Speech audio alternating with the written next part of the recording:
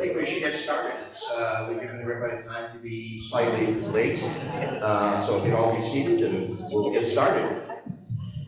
Thank you all for coming. This is going to be a really interesting event and very educational for us. We have done, the library actually has done oral histories in the past, but I see this as kind of a group oral history time for all of us to learn about what's happened before us. So I want to say welcome. This is a Freedom Historical Society event celebrating the 60th year, which is an awesome accomplishment in itself. And thanks to Steve Thurston and Berta and Brandy for setting this up and getting this organized.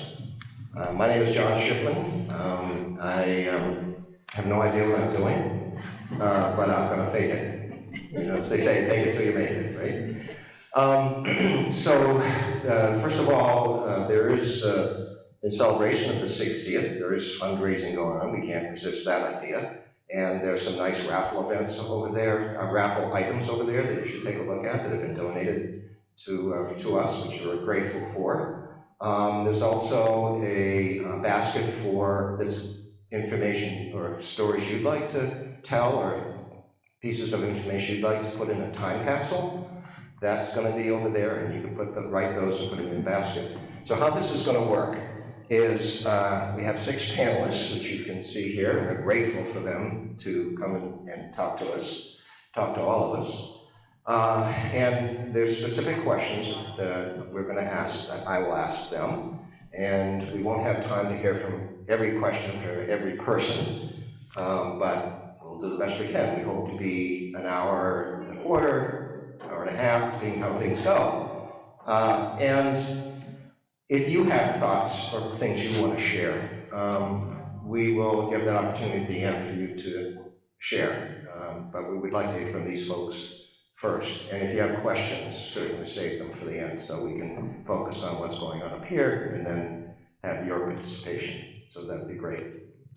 So the panelists, as you see, are Peg Scully, Dottie Brooks, Charlie Gibbs, Dave Meserve, Velma Hormel, and John Perkins. And all of them have come from different backgrounds and some of them are from here, some are not from here originally. But I would like to have them tell you a little bit about, just briefly, where they're originally came from or were born here, what that experience of being from Freedom is like. But briefly, Peg, could you start off by introducing yourself and you can hold that right up against your breastbone. Perfect. Thank you. I asked you if I could sing, but you said no. What's that? I said I asked you if I could sing, but you said no. Yes. Oh, by the way, if there's an emergency, the way we're going to get out of here is I will start singing, and I will drive you all away. But if you want to participate with me, you can. Okay. All right. Peg, can you just tell us a little bit your name, how long you've been here, how you got here? Okay, my name is Peg Scully. I live on Elm Street and have for the last 50 plus years, 57 I think. I'm a Jersey girl, but I lived in Cincinnati. We lived in Cincinnati when we met Mrs. Alexandra Thompson, Maynard Thompson's grandmother, who was a friend of ours, and invited us to come to Freedom. We lived in Cincinnati, as I said, and it was a long drive, but when I saw Freedom, I fell madly in love and said, this is the place that I would like to be forever, and it looks like I am. What was the next thing? What's that? How I got here. And, well, just what year did you? Oh, it was August of 1968, so that's, do the math, 57 years or so. Mm-hmm. Okay, great.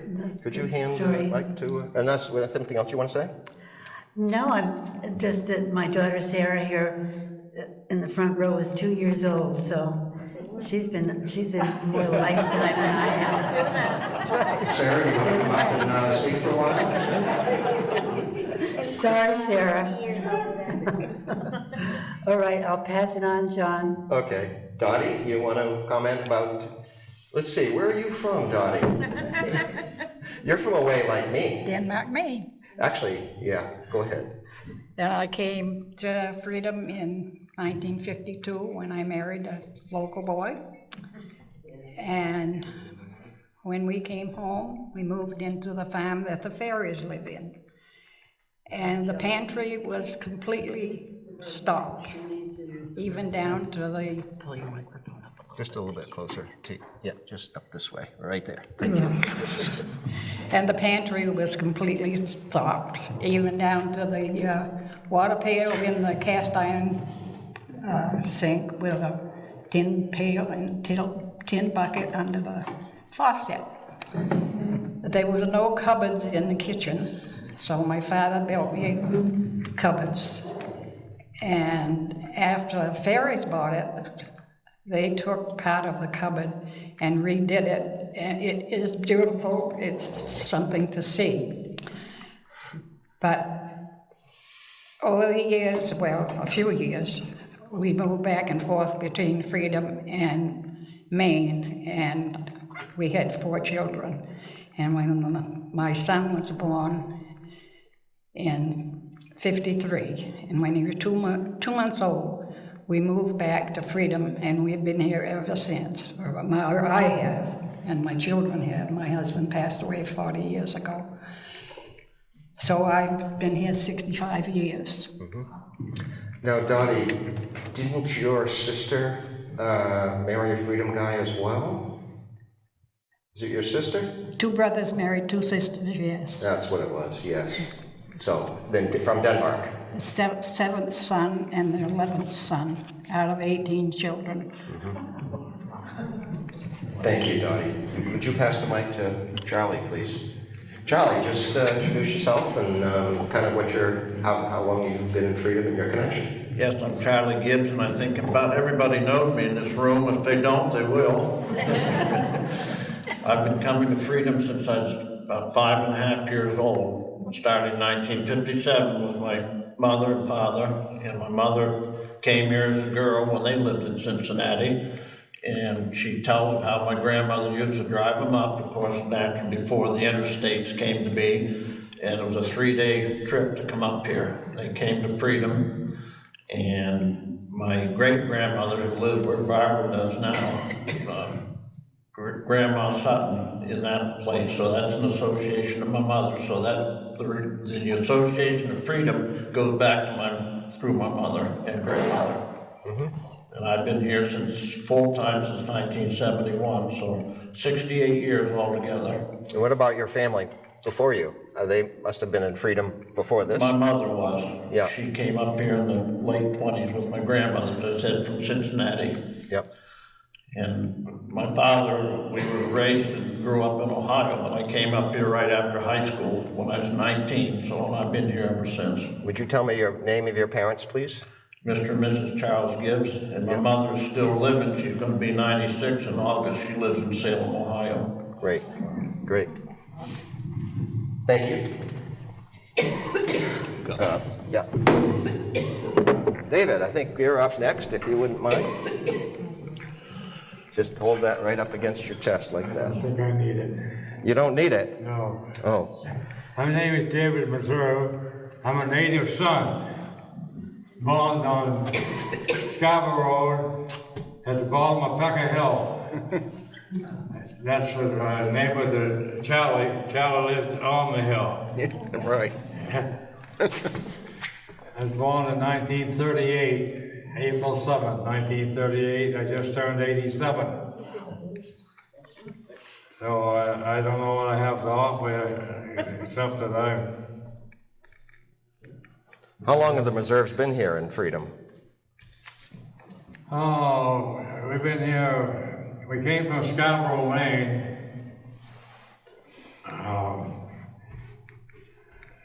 Over 200 years ago. I guess those we'd call roots. Yeah, so. Okay, well, thank you, David. Velma, do you want to hold this, or I can hold it for you if you'd like. My name is Velma Watson, Fall Hormel. I was born to Melvin Watson and Blanche Eastman Watson. My father was born in Freedom to William and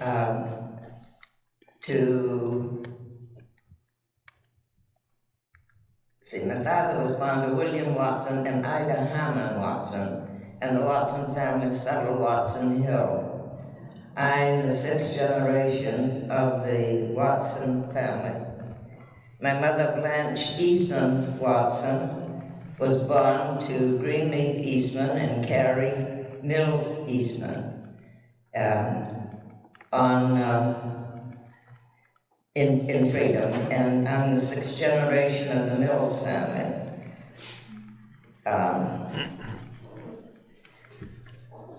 I was born on the road which is now referred to as Burnham Hill Road. My sister Lenny Watson was born on Watson Hill. She and Lyle Giles lived on Old Portland Road. I married Gordon, better known as Tucker Fall, from Sonorosity, where I lived for 25 years. He died at an early age, and in 1974, I moved back to Freedom and was married to Glenn Hormel of Ohio. Also, six generations of the Thurston family and six generations of the Cushing family. Beautiful.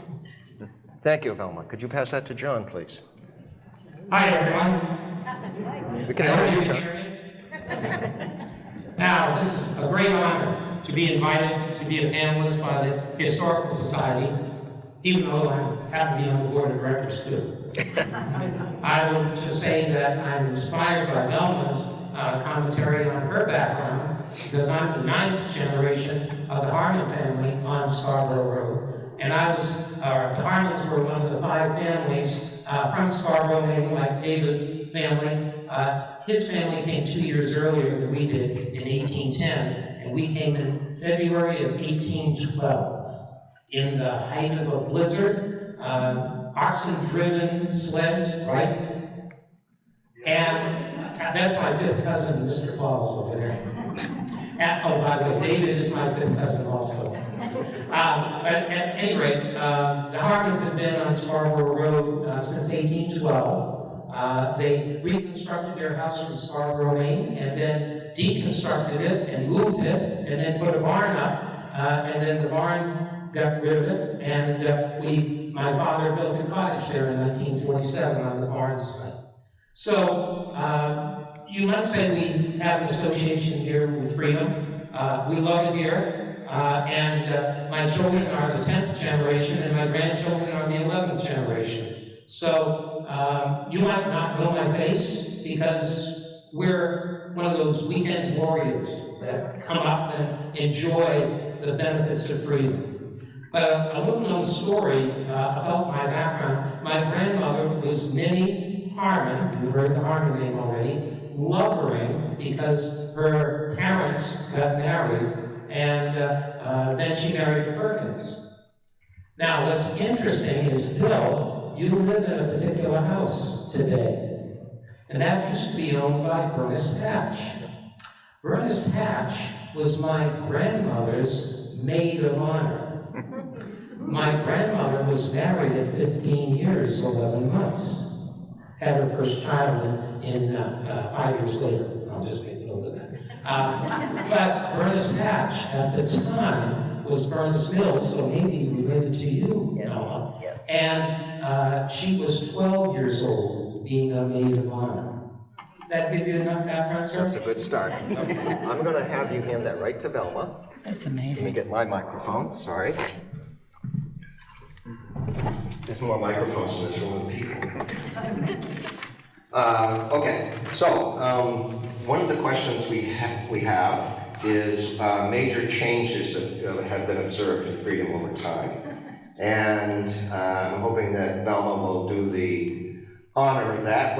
How has the town of Freedom changed, or has it changed, I guess there's the people part and there's the physical part. You can comment on either one of those, don't But are you talking about, you're asking what how the town was different? you? Yeah, how is it different then than it The is 50s today? and 70s, well, compared to prior to that, or? Whenever, anytime you want to comment, just let us know what years you're talking about. Well, it has changed greatly over the years that I remember living here. It went from being on the main route from Portland to north and west and so forth. This was a busy highway through the town. It was a flourishing town, with several stores, garages, filling stations. And of course, we had several hotels, and people that wanted to stop if they were on Route 25, they had the opportunity, and those that wanted to come for the summer and early years were picked up at Center Ossipee at the station and brought here to Freedom, and they could spend the time as long as they had made arrangements for. As we've gotten along in further years, all of the schools that were in the rural areas were closed one by one, and they came to the village school, which is up on Schoolhouse Hill now, the town building, town office, I should say.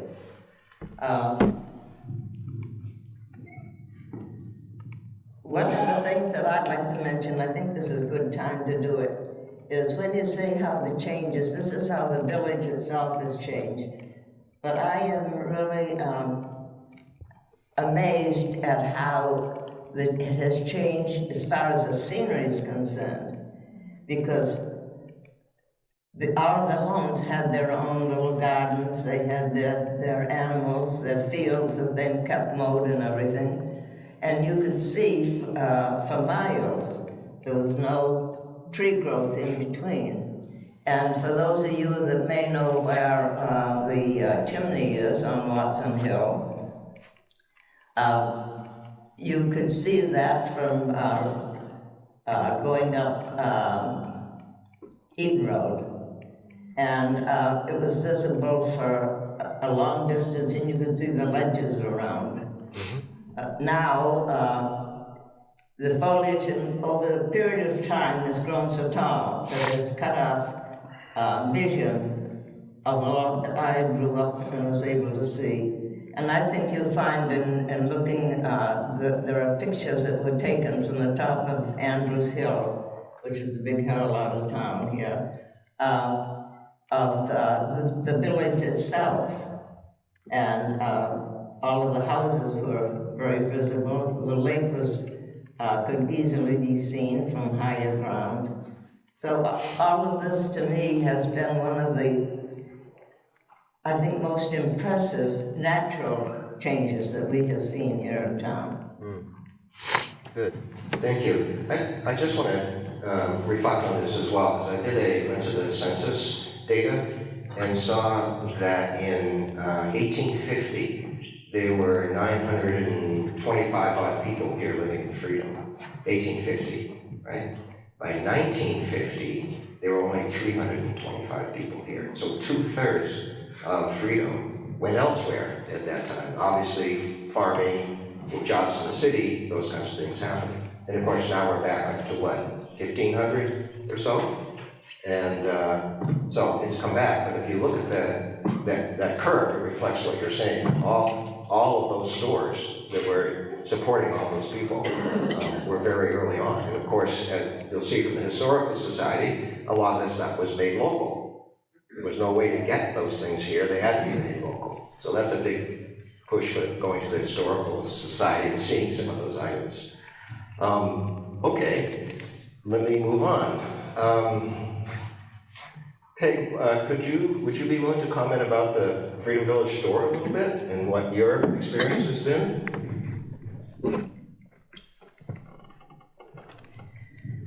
The store was one of those places that was still flourishing, not in the ways that Velma described, but it was a happening place, and one of the most wonderful memories I have about Freedom are of the store. We were guests in the house of what's now Lucy Kendall's, which Mrs. Thompson owned, so we could hear the opening and closing of the doors and the bell ringing when people would go in and out of the store, and it was just all day long.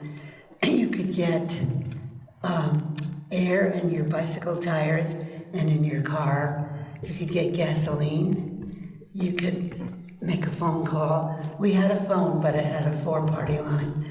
So if you wanted to, I don't know, if you didn't have a phone, you put a nickel or a dime into the payphone and made your call. What else did they have? They had groceries.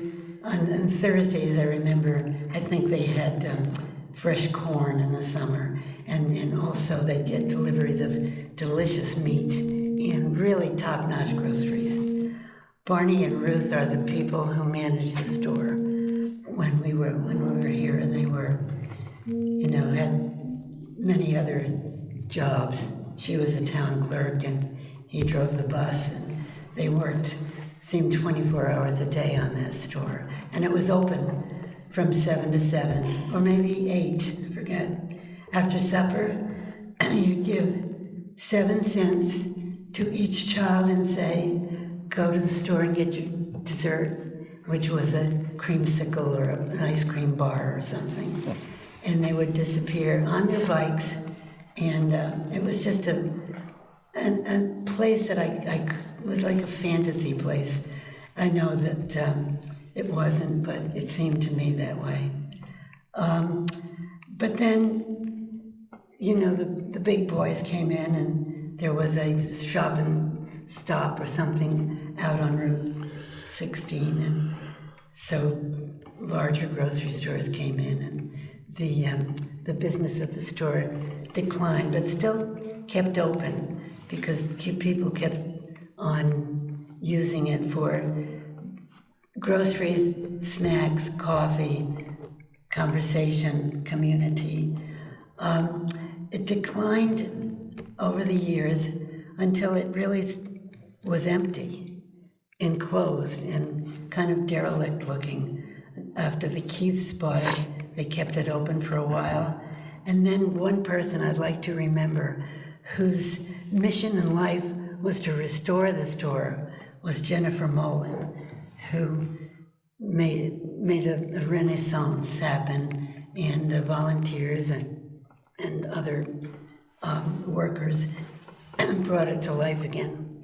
So it's still alive, and yet the memories of the past of the old-fashioned country store are pretty live for me. I'd like to comment on Jennifer too, because I knew her as well, many of you did. And my memory of her is, she didn't ask you if you wanted to be a volunteer. She told you That's right. you were going to be a volunteer, and you did. You just did what she said. Would anybody else? Dave, hold on a second, David. I'll get over to you. Actually, you have that mic right there. If you could. Yeah. I want to tell the story about the Sears and Roebuck house. I'm The way going. you realize where it is. It's now owned by David Crook, but it was when I was a young fellow, it was owned by Avis Goss, and she had one son named Fred, and he lives on the Eaton Road, 153 in Eaton. And Avis is either a father or a grandfather, I'm not sure, bought the house from Sears and Roebuck. And of course, at that time, you could buy an automobile from Sears and Roebuck. And anyway, that house is on Elm Street. Anybody is familiar with it? Yes. Yeah. In fact, I was in Portland working on a boat, a sailboat with somebody, and I told him I was from Freedom. He says, "Oh yeah, I'm aunt's from Freedom. Do you know Avis Goss?" And I was like, "You got to be kidding me!" They're everywhere. Well, thank you, David, for You're sharing welcome. that. John, I have a comment on the Yes, store. please. So in the late 1950s, the store was either owned or was the proprietor named Whitaker. And it was known, oh, you remember that maybe? Okay. But Mr. Whitaker was a very kind man. And my dad passed away here in Freedom after playing in a tennis match during Old Home Week. And at the visiting hours, Mr. Whitaker appeared. And he shed many tears. So the reason I share this is because the people who work in the store, who are the proprietors, etc., really care about the people of Freedom. And they are there to serve us. And they deserve our utmost respect and appreciation. And Bill, I get most of my emails about the store from you, so thank you. Thank you, John. Yeah, I tell people in Portland that the stores are run by volunteers, and they look at me like I've got a second head. Do I? No. Okay, thank you. Anybody else want to comment on the store? Okay. What about one of the points we want to talk a little bit about the school? And when I say the school, I mean the town office as one of them. There are other schools, of course, at the time. Now, Dottie, your daughter went to that school, right? Karen. All four of them, I did. All four of them. And a granddaughter. Do you want to, let me record that. Let us record that. Maybe I you can could tell just you a mention. story about the school. All right, I'll be right over there, David. Here. Would you mind just commenting about the, put that right in front of you. Thank you, I know, it's a pain. All I So, wanna know is tell I me have- tell me the name of your children who went there. Okay, there's Bonnie and Karen and Timmy and Donna. And none of them went to this school, correct? No, but my granddaughter Your granddaughter. did. She moved from the first school and then down here. I think it was her last year at there when they moved. But she didn't move because she had chicken pox. So she missed the last day of school. Great, thank you, Dottie. I'm gonna put that microphone down, take this mic, put this microphone down. There's too much juggling going on with microphones here. Go ahead, David, you want to comment? Well, there was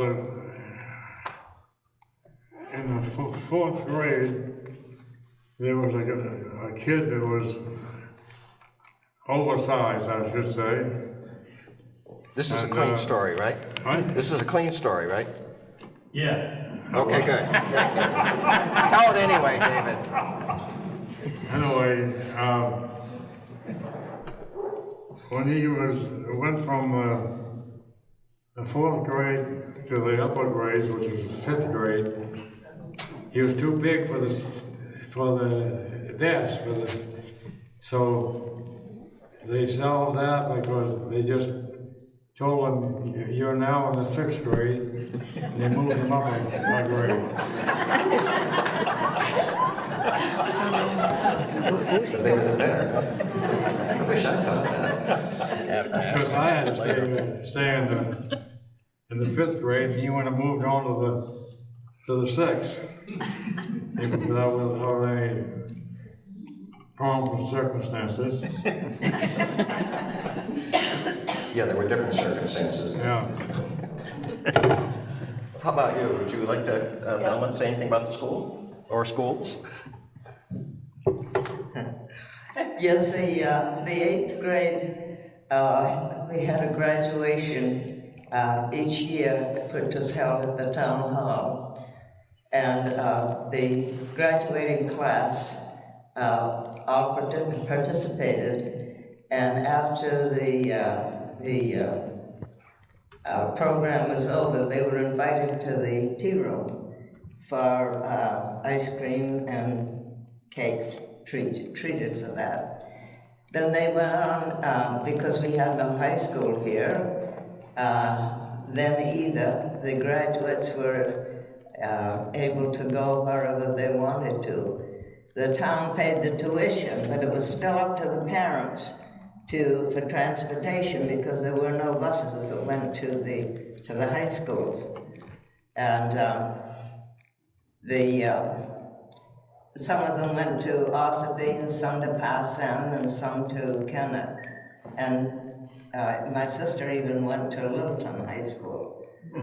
There were no buses like we have now. The buses that handled the grammar school were individuals who would bid for the job, and each district had a different person who drove for them. It was, I have great memories of being on the hill, because I managed to have skin knees every time when by springtime, once the dirt driveway was open, we were all in a hurry to get down to the school bus and get on, except we normally sat the same places anyway. We do know how kids are. Thank you. John, sure. So I mentioned that David and I are fifth cousins. And the reason for, you remember that, right? Yeah, just make sure. And the reason for that is his, I believe, great-grandmother or great-great-grandmother or great-great-great-grandmother, or aunt, whatever she might have been. I think it would be an aunt. Her name was Delia Missouri. And she spotted this really handsome dude walking down Scarborough Road to go to school. And she kept her eye on him, and eventually, around 1840, plus or minus a few years, got married. And so she became my second great-grandmother, Delia Missouri. But it was all because of walking to school, and she spotted this neighbor of hers who didn't get out of the fields very often, but he evidently did on his way to school. The other thing that I'd like to mention, kind of in tribute, is Dick Burney and Petey Burney, who acquired the Scarborough Road Schoolhouse and transformed it into a residence. And they did such a beautiful job. And it gives me goosebumps just thinking back on those years when they did that. Thank you, John. You notice how Scarborough Road keeps coming back to our conversation, and how many of the folks are related to each other if you go back far enough. I want to just shift briefly to Margie's Lunch, or to the Historical Society, and wondering, I haven't prepared this, but who has eaten there? And Charlie, do you want to talk about Margie's Lunch for a second? Kind of what went on there? Well, when I first came to Freedom, as I said, in 1957, Margie's husband George was the first person I met. We just landed here literally, and he was going up by Bob Fowler's house there on the road there, and with his horse and wagon, and he said, "Why don't you get on with me?" Which I did. And then we went up to his house, which was Margie's Lunch, Margie Albers, and introduced me to her then.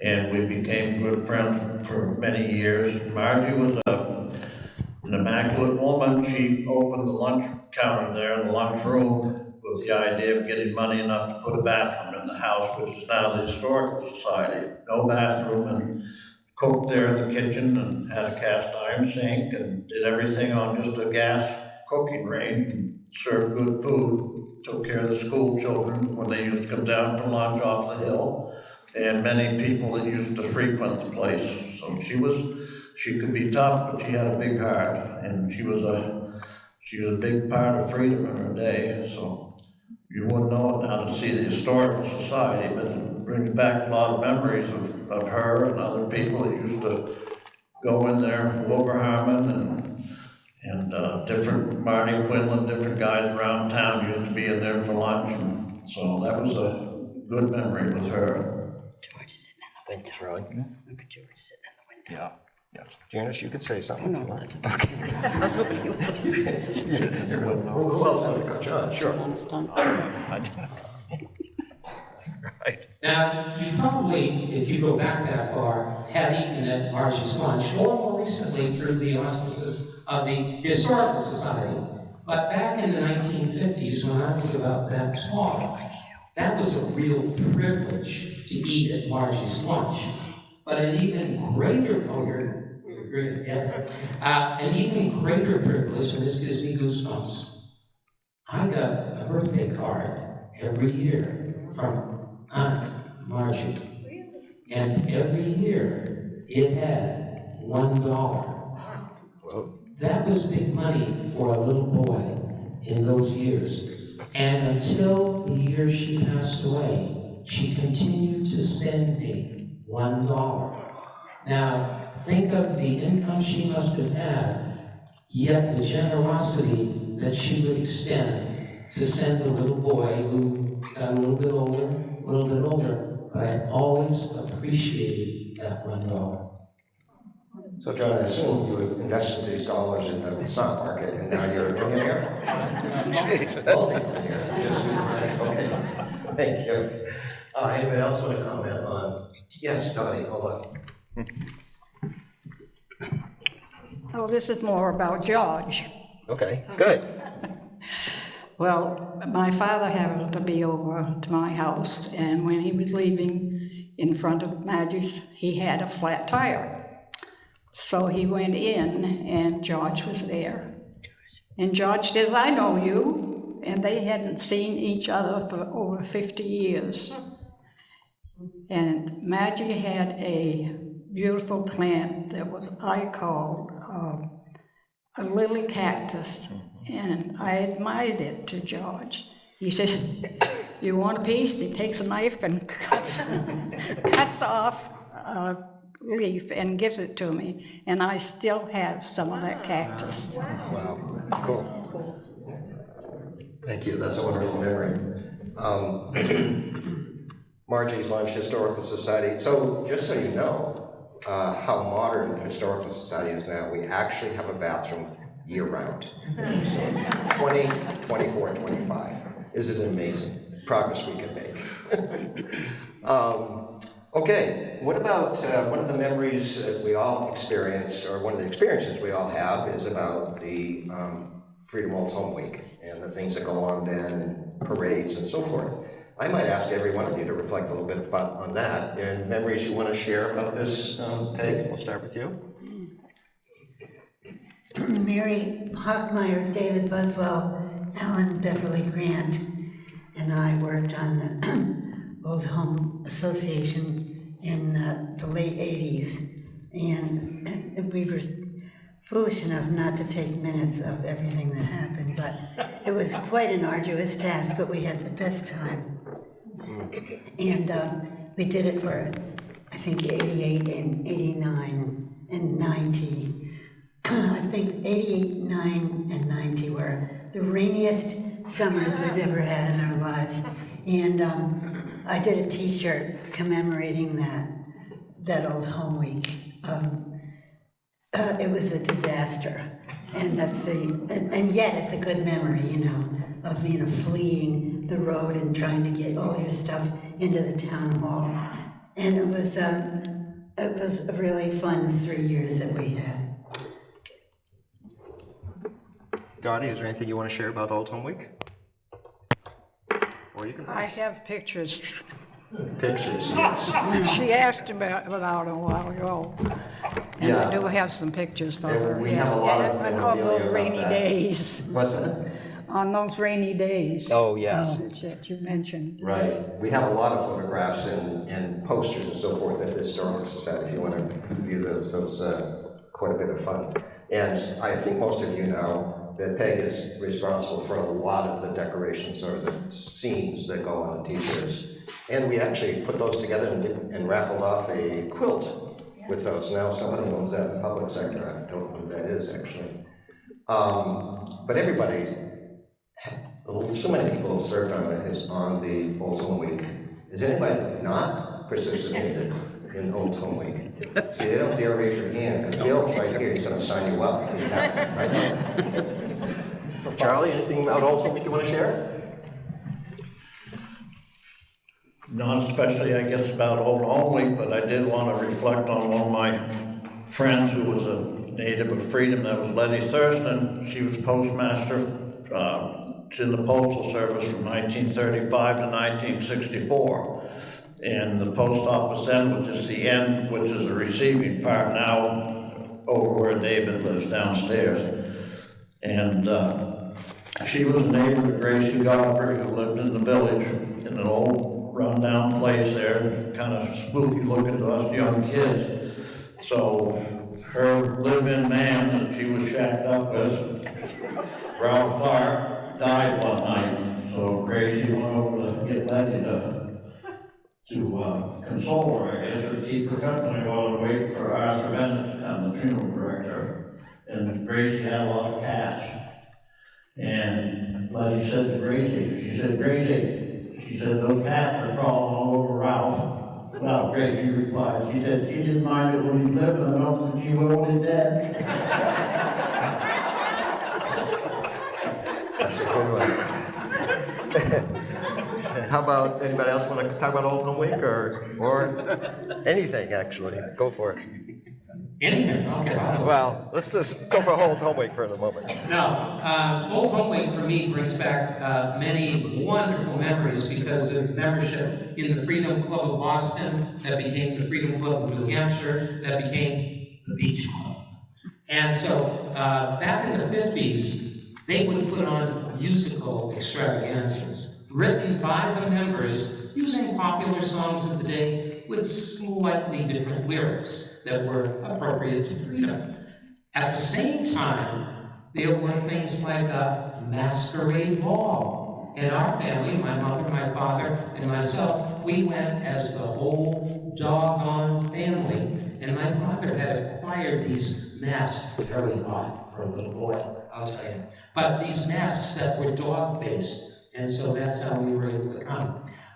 In addition, we had a makeup studio artist who actually made up the people. And so my father, who did a strongman act, was made up with a mustache to be the typical strongman and everything. And he went through his vigorous lifting of weights and things like that.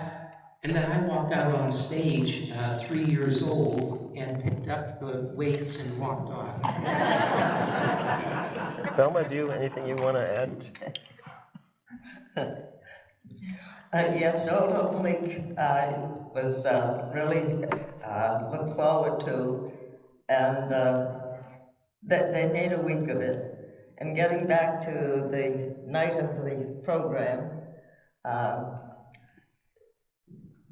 many years as I was growing up, the Freedom Club of Boston put on a program from 8 to 10, and then at 10 o'clock was till midnight was dancing. And the Edson Cole family here at Freedom used to play most of the time. I think maybe there were one or two other groups at one time or another, but it was the Cole family that played. Edson Cole, he played the fiddle, he called the moves. His wife, Eva,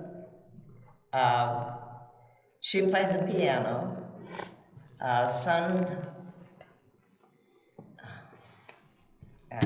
hold on a minute. Son, Lester played the drums, and daughter Jenny played the saxophone.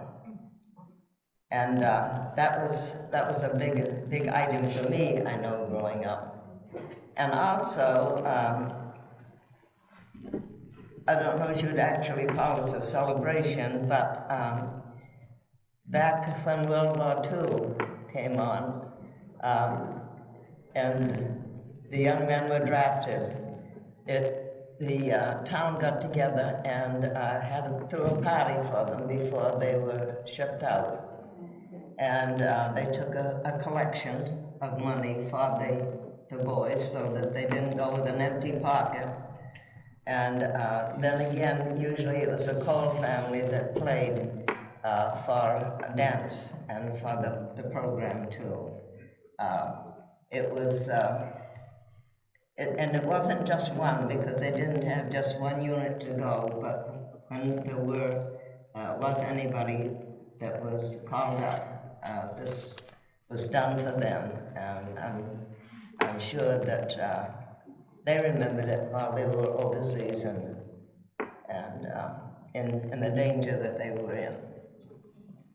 Thank you.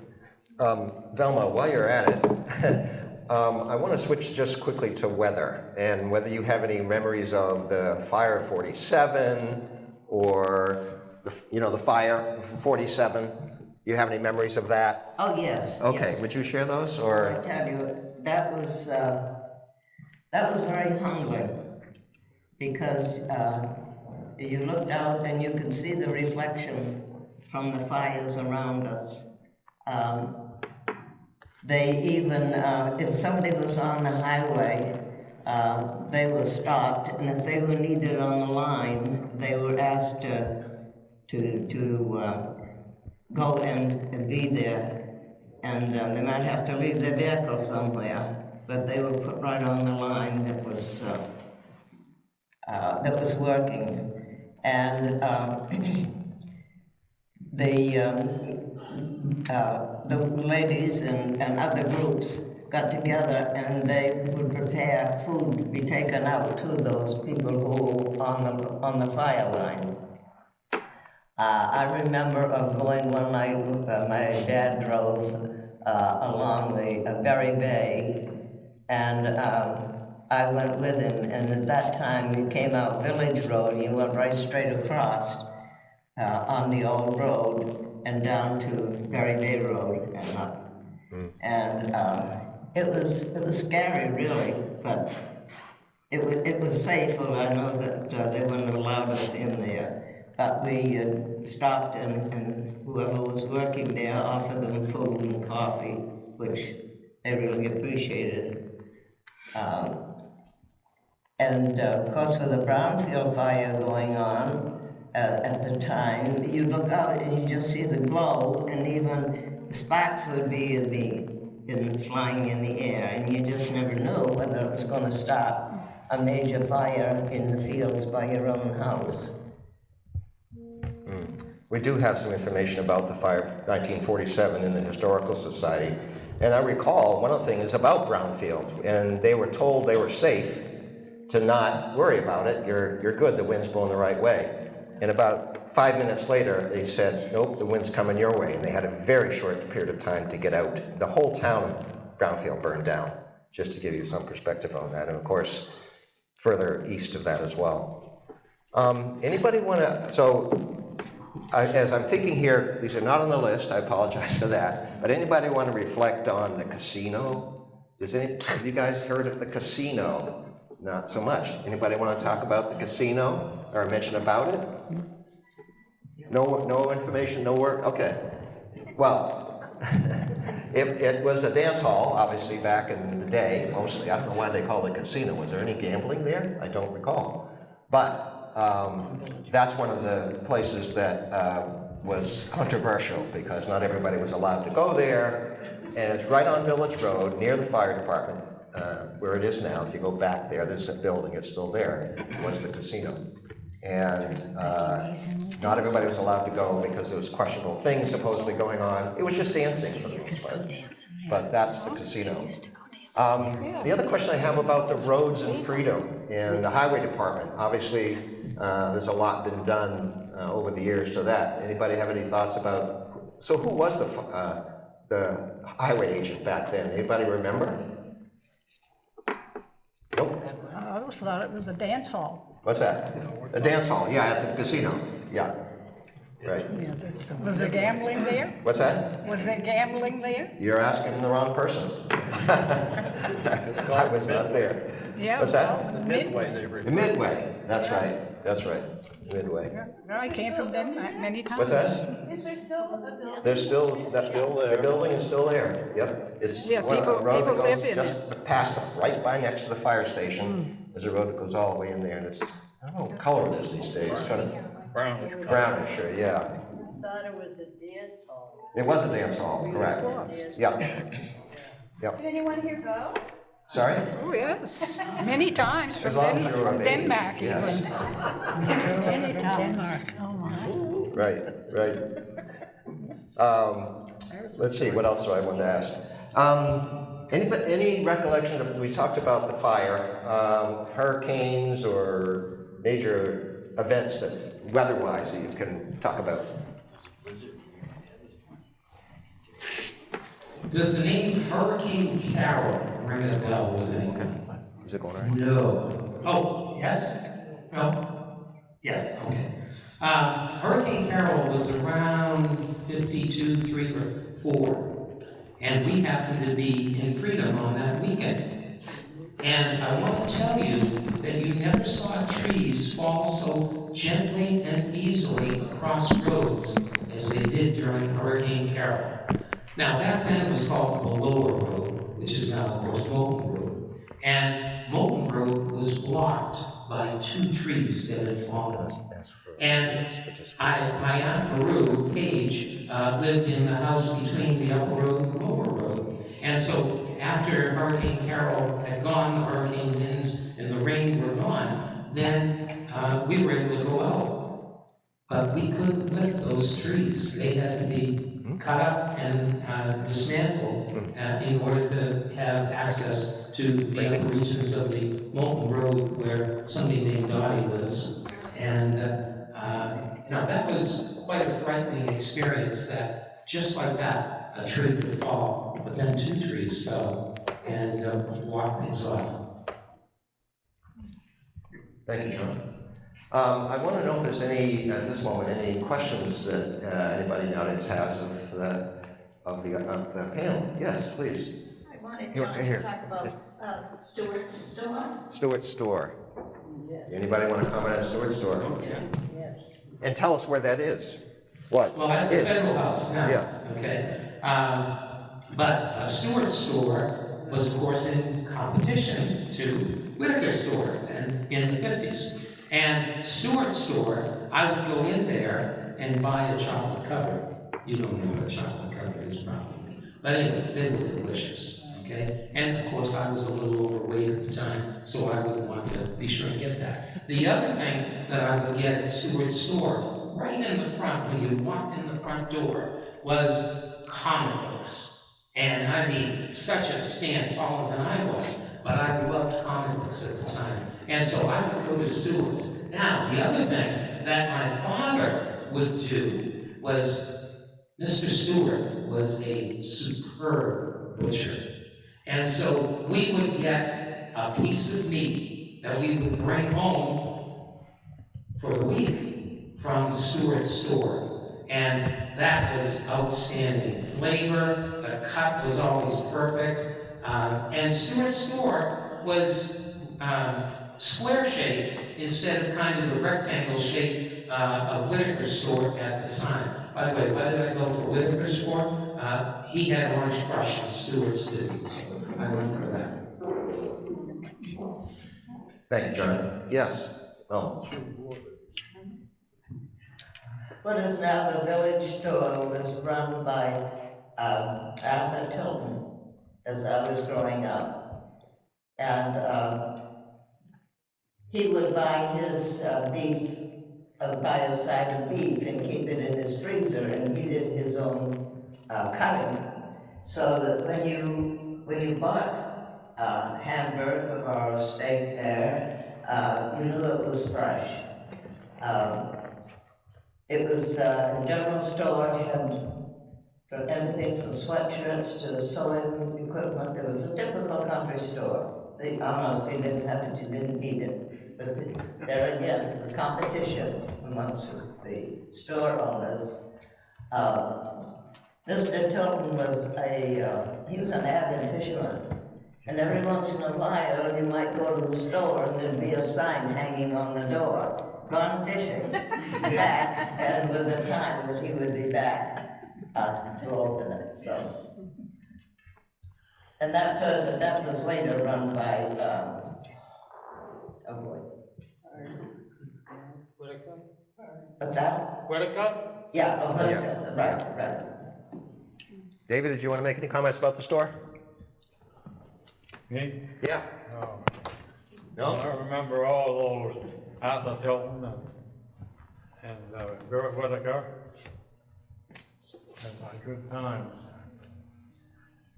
So one of the, before everybody here was here, Ralph Foster owned the store from about 1880 to 1920, I think he died in 1922.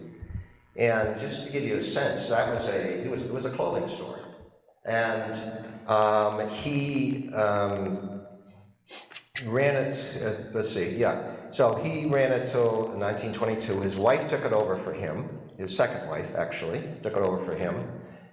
And that's one of the things that we have in our collection is an inventory of what he had when he died, because it was part of his paperwork, I guess, whatever you call it when you pass away, or inventory of the store.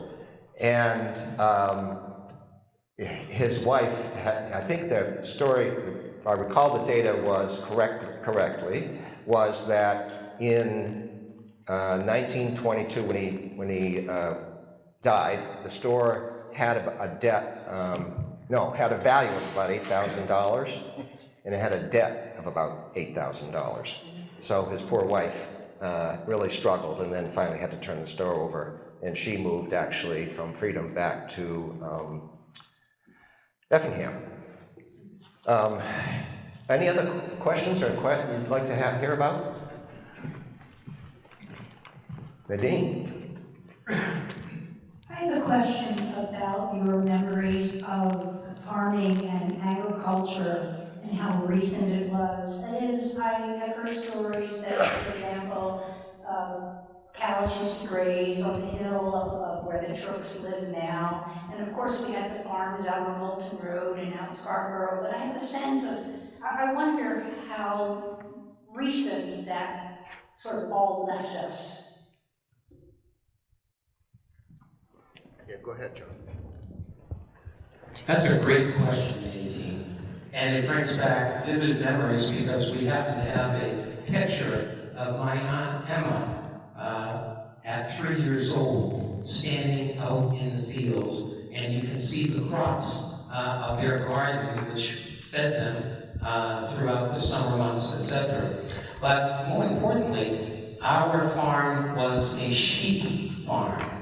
And there were sheep that went up Prospect Mountain and on the hill behind our cottage and just everywhere. And that's why Moses Harmon and his son Benjamin moved to what was then, of course, North Effingham. But to get there, because now they had one plot of land where they could keep all of their sheep. Now, they also had a couple of cows for milk. And they had a couple of horses because they needed a horse-driven wagon to be able to go down to the village to do what they needed to do down there. And in 1904, my Aunt Emma and my grandmother, Minnie Harmon Lovering Perkins, and her mother, who was born on Scarborough Road, Callie Harmon Lovering, made a journey by train to Center Ossipee, then rode the stagecoach over to Freedom Village, where Grandpa Sam, that I mentioned earlier, would pick them up in the horse-drawn wagon and then drive them up Scarborough Road. So animals were an integral part of farm life back then, absolutely. Bobby, anything you want to share about farming up on the hill? Plenty of cattle. How Cattle. easy it was? Go ahead. Well, my father-in-law had lots of cattle, and Your father-in-law was who? Ralph Brooks, thank you. And of the boys, 11 boys, did a lot of work, they did timbering, and they make the syrup, and they had big gardens. It was a lot of fun, and they, of course, they had their own pigs, so they had their own meat, their own vegetables, so. Right. But he and Hattie had 18 animals to feed, right? 18 children. Right.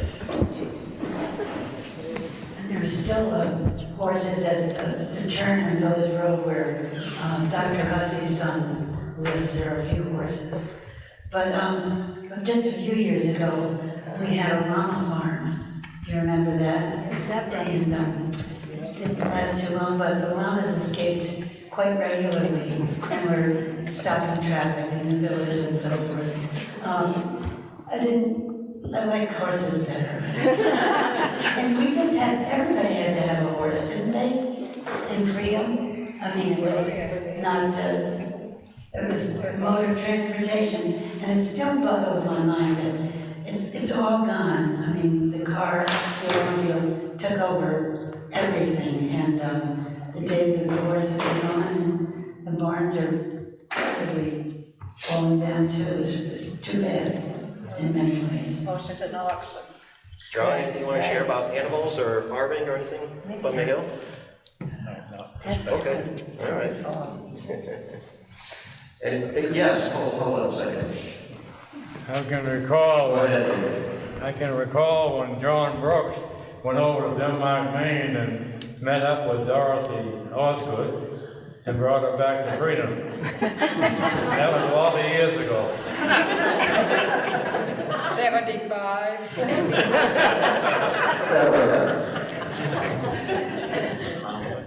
Thank you. Any other, hold on a second, Mark. I have a question, and Hold that right next to your mouth. I have a question for Bland, for not Rich, for Velma. My question is, and then I want to tell a story. Okay. My question is, did she teach around the corner from us at bottom of Watson Hill? Down at the bottom, there was a little schoolhouse, which is, there's a sign up there where the schoolhouse was. Did she teach there ever? Yes, she did, at the Oh, thanks, John. at the schoolhouse before you get up to Watson Hill Road, that's what you're talking about. Who? Yes, she did, yes, she did. Blanche. Blanche. Yeah. Oh, okay. Yeah, Thank you. yeah. Yes, she taught there. Yes, well, And they I couldn't- have, Well, good. Let her finish now. oh, sorry, I thought you was. They couldn't play hide and seek because there weren't any trees to hide behind. There again, that's how open the land was at that time. Yeah, I bet, I never even thought of that. Did you have? And then she taught at the school up on Splits Hill, on Moulton Road it was. And she and the children, she was living up at the top of the hill. She and Dad had an apartment in my grandfather's house.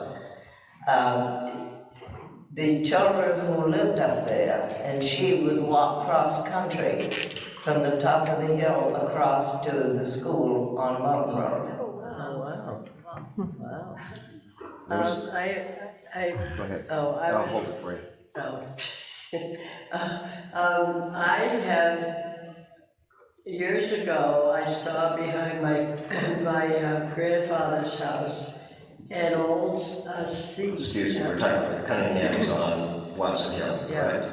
Yes, Thank you. yes, I'm Cunningham, yes. Anyway, I found this old seat from that school down at the bottom of Watson Hill.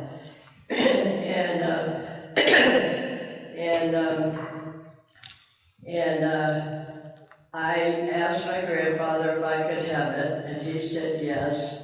So then, because I was probably 9 or 10 years old, I painted it blue instead of leaving it like gray or whatever, but I painted it blue, and I still have it, and I will be giving it to the Historical Society, even though it's painted blue, because I think it's an amazing thing, and, yeah. Thank you, Ryan. Well, we repainted the original column that way. Right? Well, yeah. You repaint it? Well, repainted. Okay. Speaking of schools, anybody want to comment on how many schools we had in Freedom back in the day? Anybody remembering? Got to pick on Alan to remember that? I can give it a shot. Go for it. How about speaking into the speaker? I know we can hear you, but just hold right up to your chest. I tend to speak up. Yes, you can. It depended. School districts changed from time to time, and something that I have observed as I've done research is there might be a particular family that lived in one school district, but it was a poor school district, and they would petition to be moved to a different school district, and those lines were constantly changing.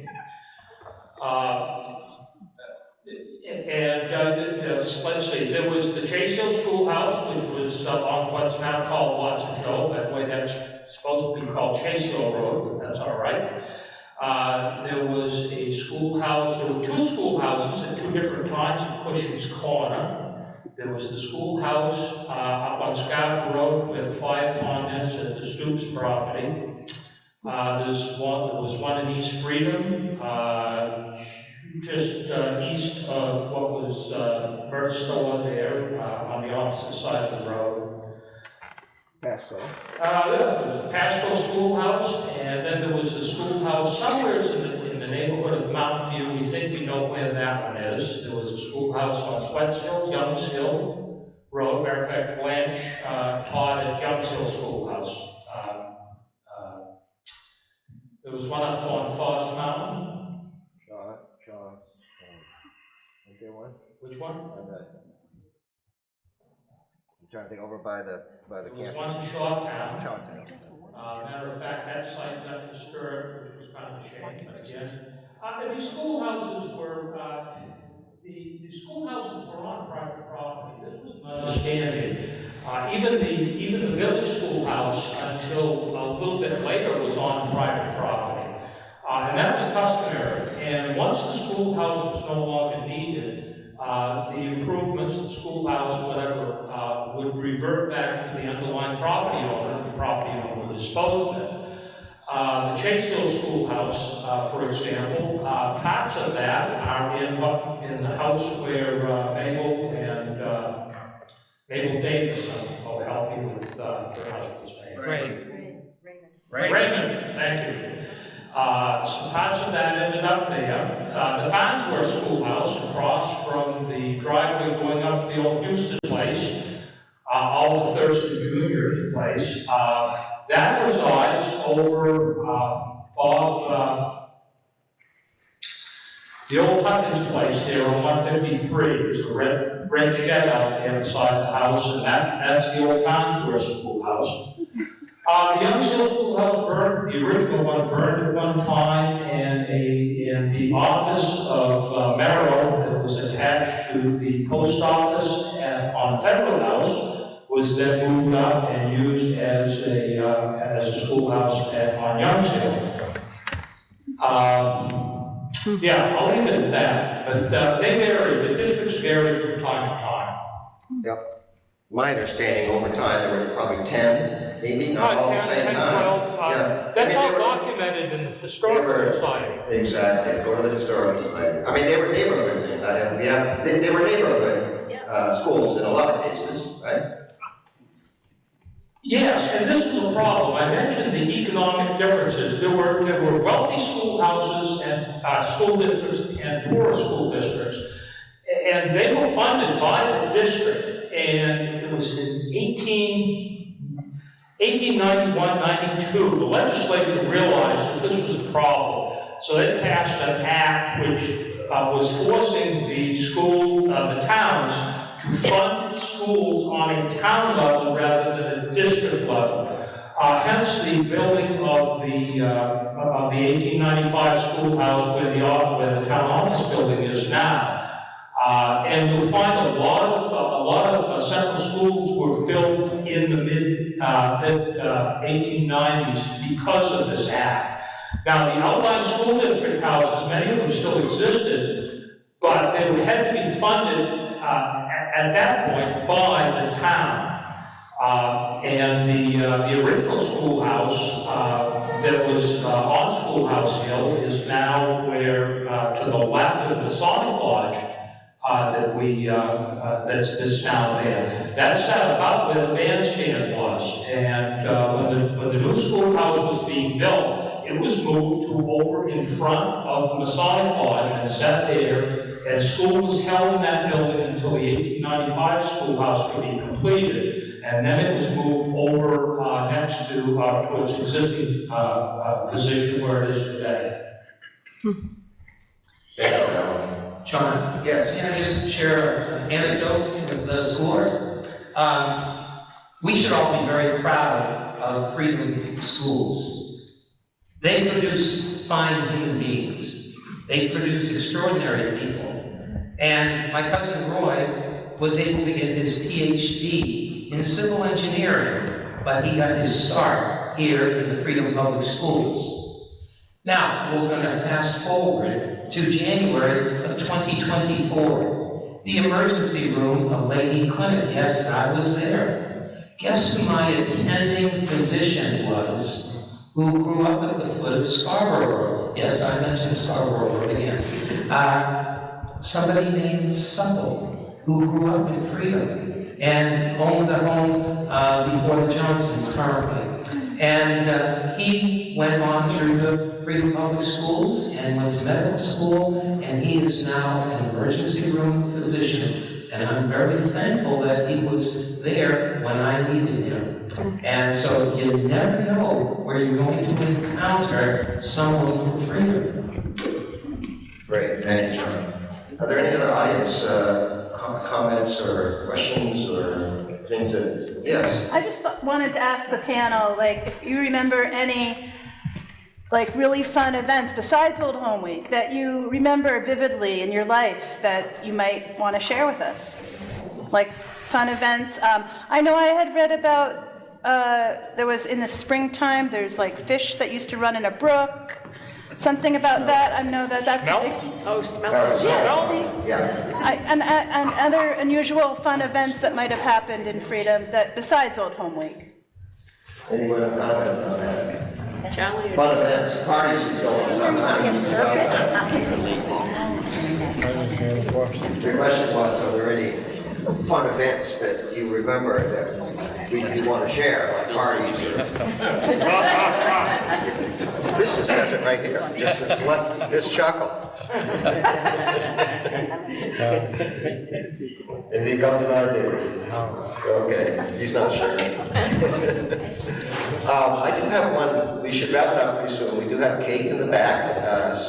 It's not 60 years old. It just made, right, Berta? Just recently made, yeah, okay. Good, which we can share with you. There's the opportunity for joining the raffle over there. There's Sense of Freedom books over there for sale. The author's here if he wants to sign them, Noel. I just have a quick question about the phone system. The telephone. So, we used to be like, what, four numbers you dial in? Can you tell me about that? Yes. Hold that, please. I can remember when you had just said that you would. Yes, I didn't have a telephone when we got married. But then I started washing the separators, milk separators, so that I could have a telephone. And we had 4 lines on that telephone. So it was quite interesting. How do you know when it was called for your family? If you picked up the phone and it was busy, you just had to wait your turn. I was a telephone operator for years before I married, and that is still the same way then. Would the phone ring in your house? Pardon? Did the phone actually ring in your house if it was a call for you? Yes, I had certain rings. if your number was like, you had a number for the line number, and then you had your own number. If your own number was 11, you had one long run and one short run. That's how they And that's how you knew it was for you. Right? That's how you knew it was for you, it Right. rang just right. Could I use that? We had a four-party line, and we had one ring. If it rang once, it was ours. Twice, 3 times, we paid no attention. It was very hard not to pick up. I think our line has always been 2787 and always 539 until modern times, and that's no longer is what's happening. Yeah, you just hold on. Anybody else want to comment about the phone system? I move we adjourn. We have time now. We will do that. Giles is going to tell us one more story though, so bear with us. Well, speaking along the line of school, one of the school teachers years ago had a class, and she said, today class, she said, we're gonna learn about Timbuktu. So all they had went out and she said, I want you to use it in a sentence. So she called on the first boy, Timmy, and she said, I want you to use that in a sentence, Tim. Well, he said, my, what a beautiful view of this wonderful land of Timbuktu. So she said, well, that's very good, Tim. Now, John, can you get up and use the word Timbuktu in a sentence? He said, yes, I can. My friend Tim and I, camping we went, we saw 3 pretty maids trying to pitch a tent. We knew just what to do. I bucked one and Tim bucked 2.